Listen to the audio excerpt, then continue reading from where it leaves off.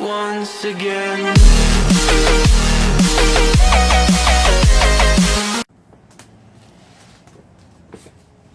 Hey YouTube, my name is Shanna Farrow, and I wanted to come on today to share my story and why I wanted to start a YouTube channel.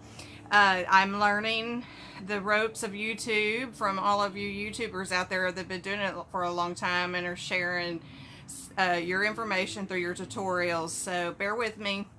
I couldn't find my wireless headphones. But anyways, I basically started making candles when I was pregnant with our son back in 1997.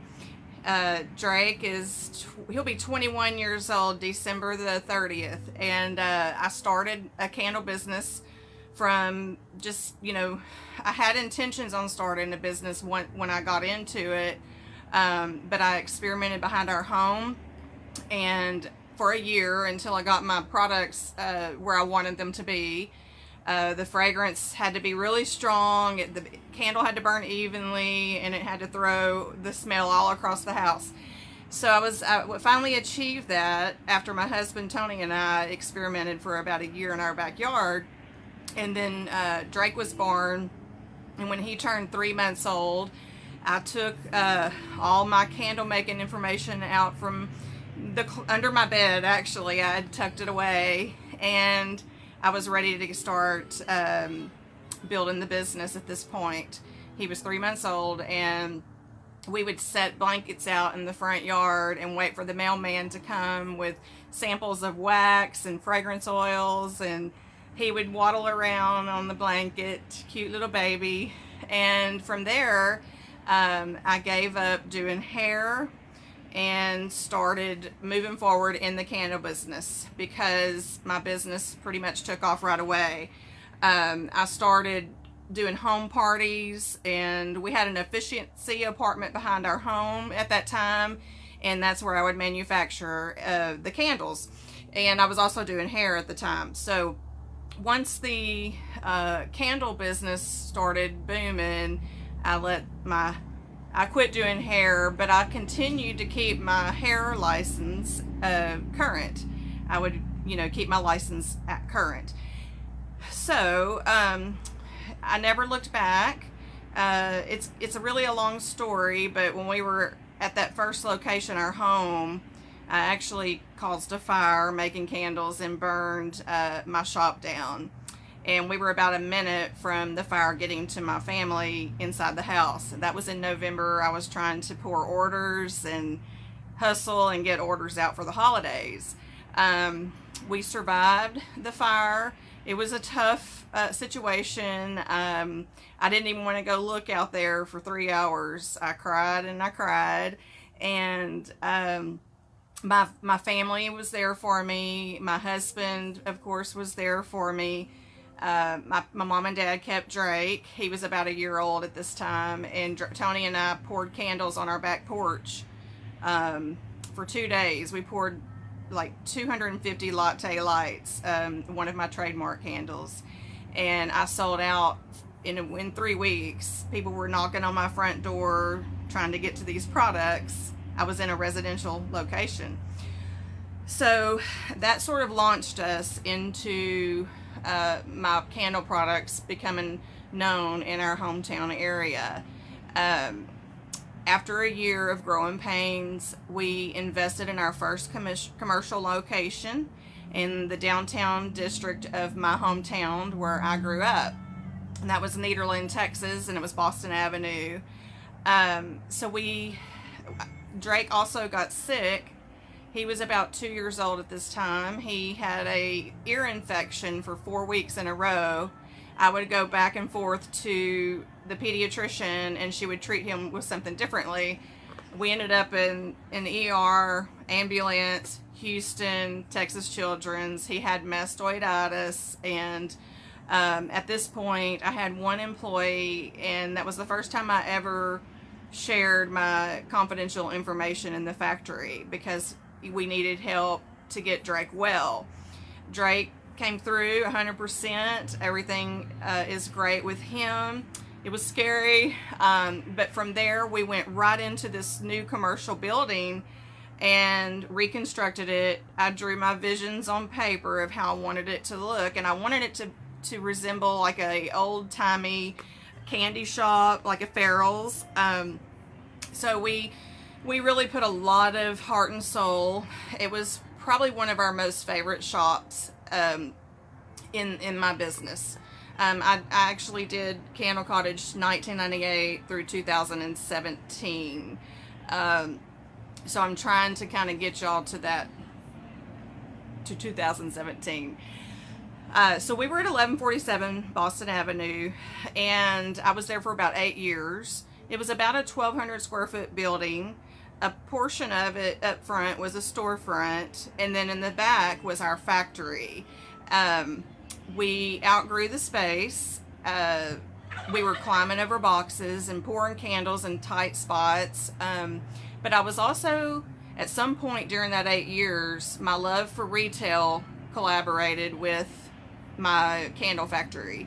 We were going to Dallas Market, and I was coordinating ornaments with fragrances. So we would, I would pick out Christmas ornaments during Christmas time. We would have a full display in our showroom. I would have gingerbread candles that we would make, and we'd have a tree with gingerbread ornaments. We were really known for making gift baskets, themed in those types of themes, a peppermint basket, a gingerbread basket, and then, you know, we would go into each season. We had Valentine, we had Christmas, we had Halloween, Mother's Day, Easter, and so every season, about every quarter, we would develop new fragrances to go with the season and go to Dallas Market and invest there too. So through these growing pains, I coordinated with our local Small Business Development Center, Lamar University, and they encouraged me to build a $400,000 building from ground up. And I invested, and I trusted the process. Looking back now, and I did question it at the time, and I asked several times. I really wanted to go smaller and do a house on piers, and then have like a small building built behind it for the factory, because I didn't want to separate my storefront from my factory, because my employees were my family, and we all liked to be together. So I was told that if I didn't build it this way now, that it would cost me more to add on later. So I invested, and with nothing, I had no working capital even. So I had to start off in this $400,000 building with a line of credit to work as my operating capital. So I went in already in debt. And looking back now, if I had done anything any differently, I would have stayed where I was, backed off of retail, focused more on my product, and building outside sales, you know, trying to drum up wholesale clients where we could ship our candles to other stores like mine in neat little hometowns. And I have had many that have wanted it, and we did try it, but it was too late. We were already in this space that was just I called it the Titanic, so it pretty much just swallowed me up. And I was fortunate enough to be able to sell the building, but I did have business debt, and I moved it to another space, which was a beautiful space. Actually, we made it beautiful. It was a 100-year-old building on the railroad tracks, still in my hometown. I'm really drawn to the authentic old, you know, feel.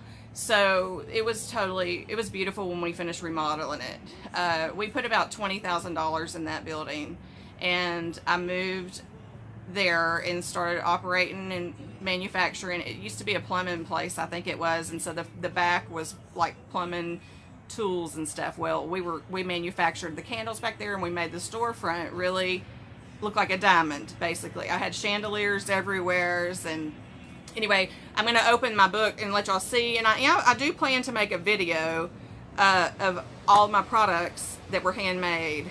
And I'm hoping that the YouTube channel will give me the clarity on if I should share my secrets. I have the potential to sell my business possibly, or I have the potential to reinvest in my business.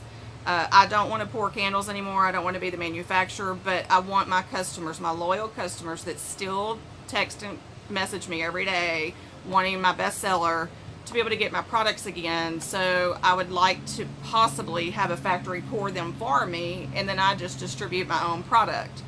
But anyway, they're just amazing. We made a lot of things look like food. This is the building that I built, and I will make another video. I've got to gather all my pictures, and I have them all scattered on Facebook of all my locations that I had my candle business in, from behind my home to the second location on Boston Avenue that we remodeled after Drake was sick, to this location, and then after this location I moved to the railroad track, and then where I'm at now, which is the barn behind my house. But I'm going to put this up in front of y'all. These are my votives. We were real popular for our votives. And yes, I had an Old Navy truck. I had to sell it to pay my mortgage. The building was $5,000 a month. The property taxes were $10,000 a year. And I'll just keep flipping my pages, and I'm kind of losing my place in my story. But once we got into the railroad track, I was there for 3 years and slowly had to let go of employees because I couldn't afford to keep them on payroll. So it got very tiresome for me because I hadn't had a paycheck in years, 8 years or more, honestly. These are melts we made look like food. These are my latte lights. And there's some rose melts. My signature is roses. I love to paint roses, anything roses, sculpt them out of clay. And I'm going to be doing tutorials on YouTube, this YouTube channel, teaching y'all some of those things, like how to sculpt roses out of clay and, oops, sorry. Okay, so the third year I was at the railroad track building, I just couldn't do it anymore. I was tired, and God told me to take a break. So I decided to go ahead and close the business, and I gave everybody a 3 months notice, last call, for Blueberry Cobbler, which was my bestseller.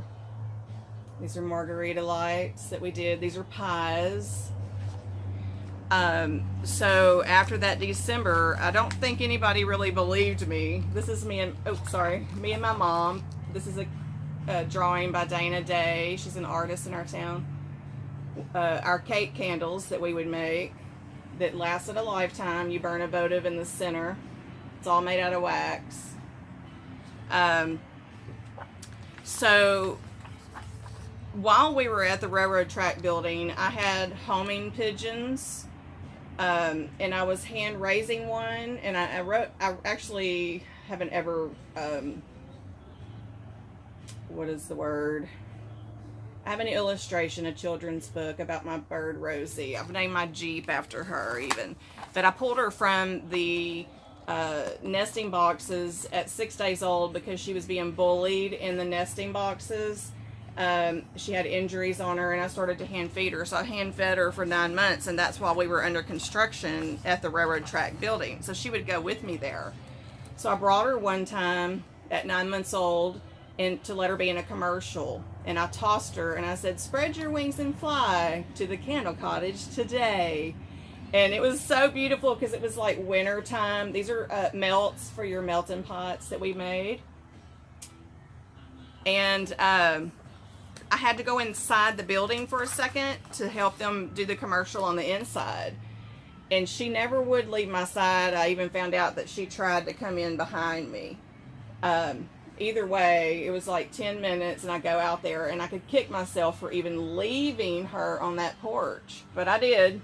I think I was just overwhelmed and stressed out with the commercial. I lost her.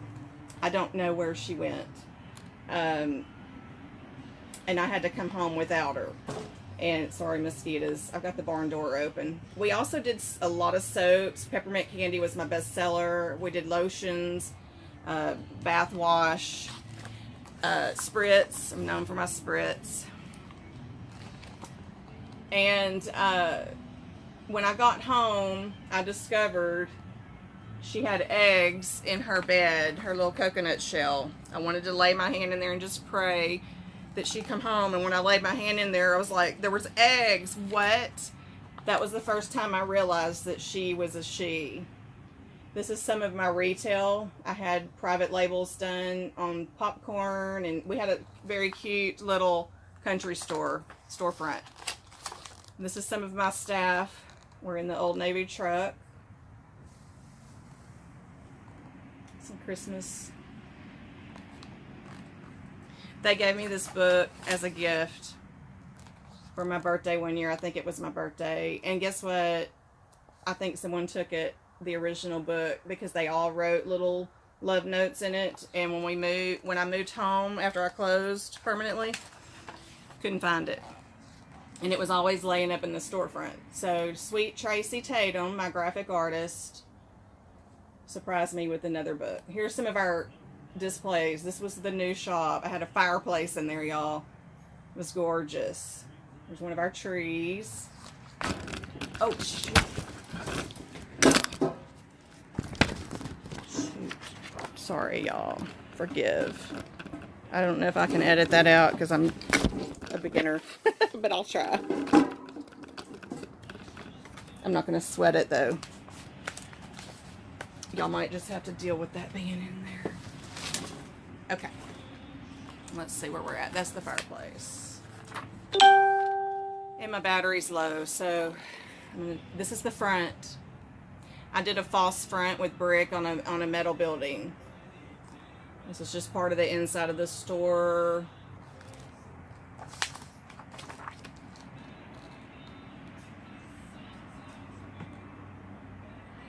So anyways, when I closed in 2014, it was our last Christmas. This is my checkout counter.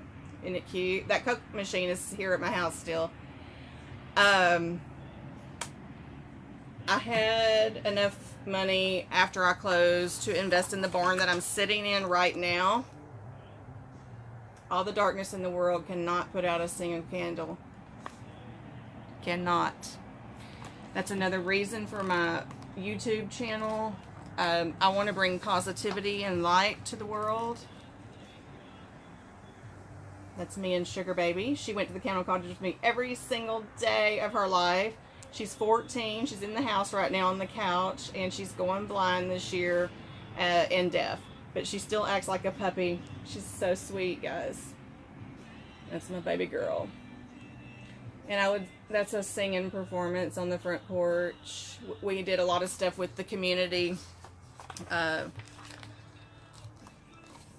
can't think of all of it at the moment, but here's some of my staff working in the factory.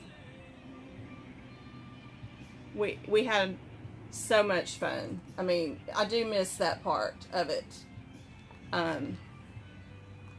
Here's some of my staff too. My mom, my sister, my aunt, Betty Cat, Gay, Lori, Kevin, Cheryl, Kira, and Renette, Dina, and Brenda. That's my mom and sister and aunt, the last three.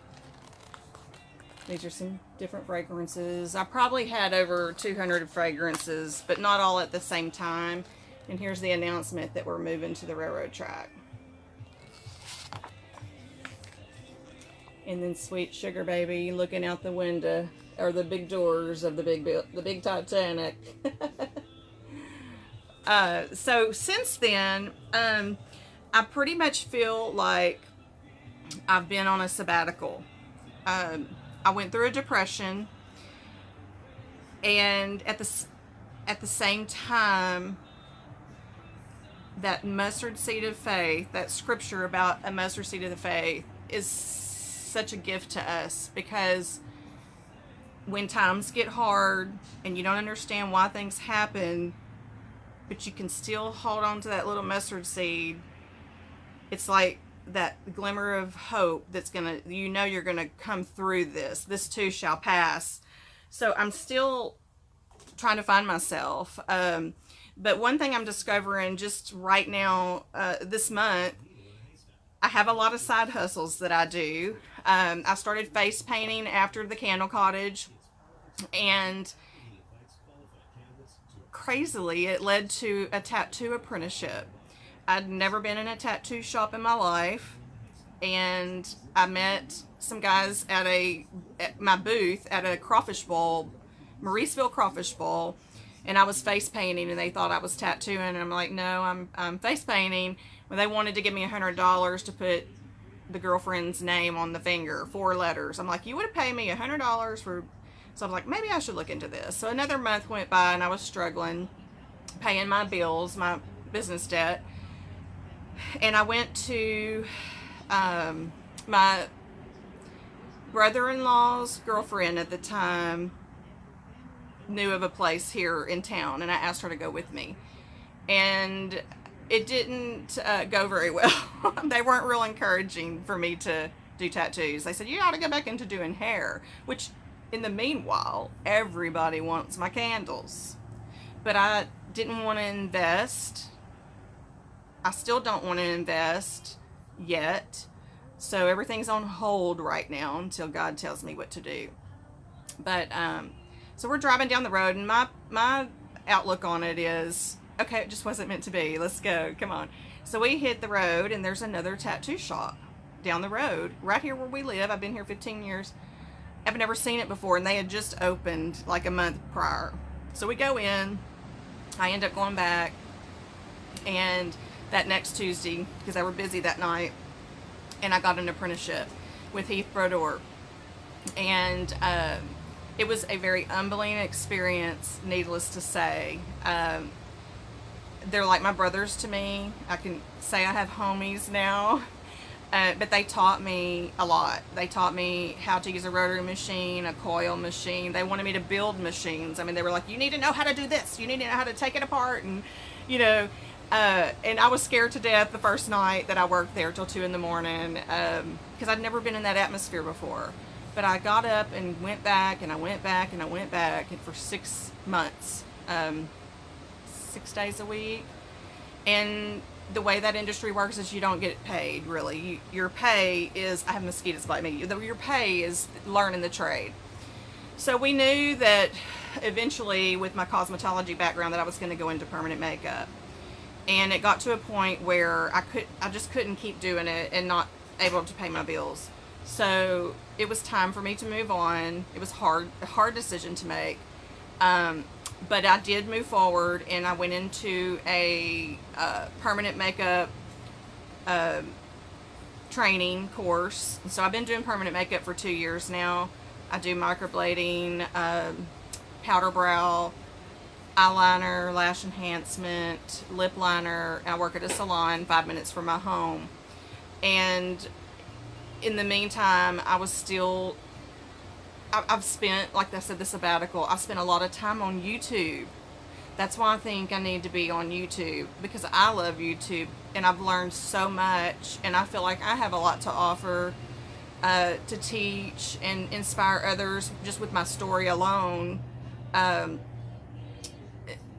It's part of the reason why I want to start my channel. So a couple of other things, I've been trying to make my barn.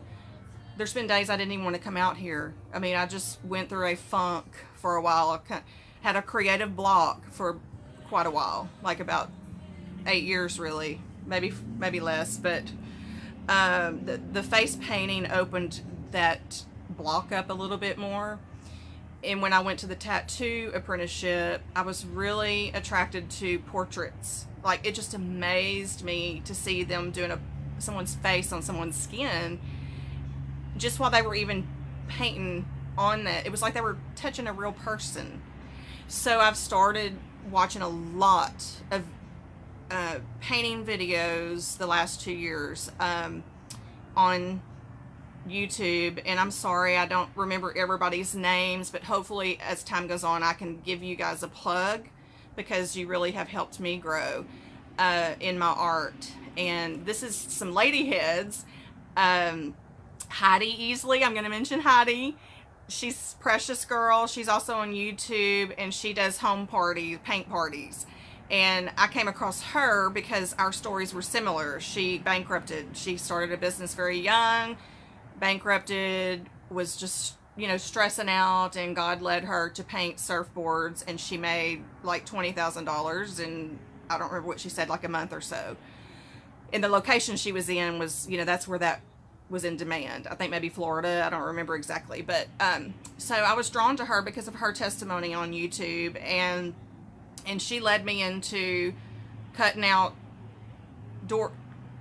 cutting out door hangers and trying to perk up parties.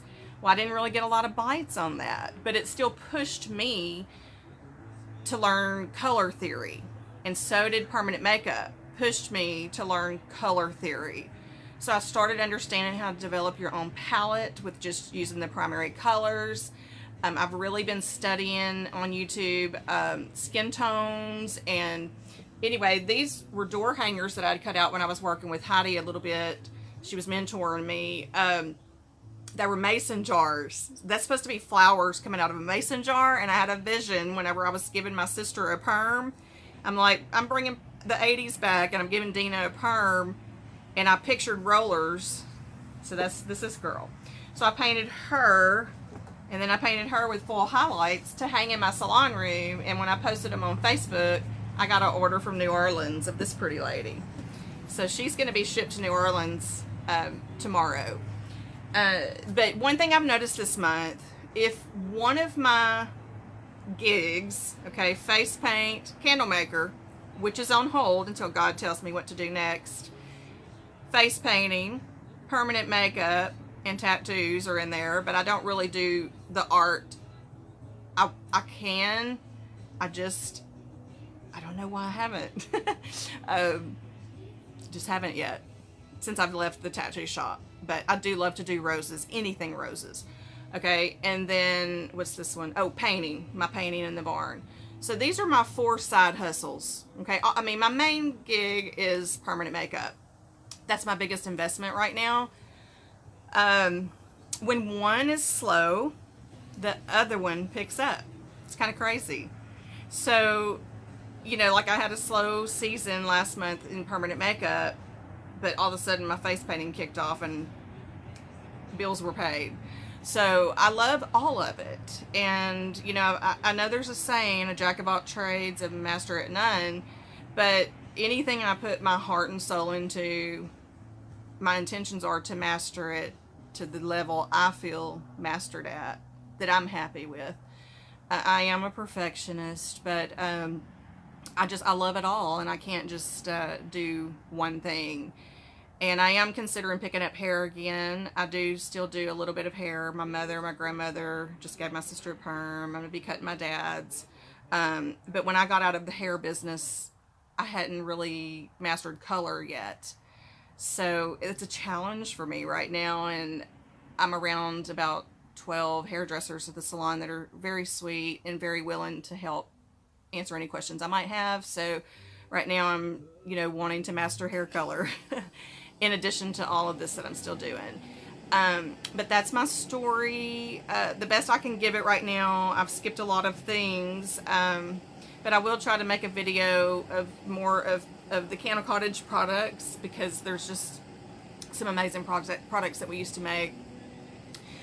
And I would like to collaborate with, I cannot think of her name right now. She is doing a collab on YouTube to share our stories and help to inspire other women. So I'm going to put her link in this video. So I'll give her credits there, and I do want to be a part of that collaboration, so I'll put it in my title. Also, forgive me for not remembering your name, but hopefully I'll get to know you throughout this new journey on YouTube. And please give me a like, subscribe, click the bell so that you'll be alerted anytime I come back on. This is one of my candles, coconut lime. I'm 5% battery, so I'm about to lose. It has a cute rusty lid. I loved to find unique jars. We did have some standard wood. This is wax to coat cheese in. So I am going to be doing this soon from my kitchen on here. So be sure and subscribe and click the bell so that you'll be notified when I come on. And you can already see some of my videos of me dry canning and trying to get my pantries stocked. We live in hurricane town, so I'm trying to share those ideas with y'all too. And I have so many ideas that just never stop coming. So I hope this channel is going to bring some excitement. Don't miss out, and thank y'all for listening to my story. My phone's about to die, and I will be back and talk to y'all again soon. Maybe come back on a live and do some Q&As and get to know everybody. Be blessed.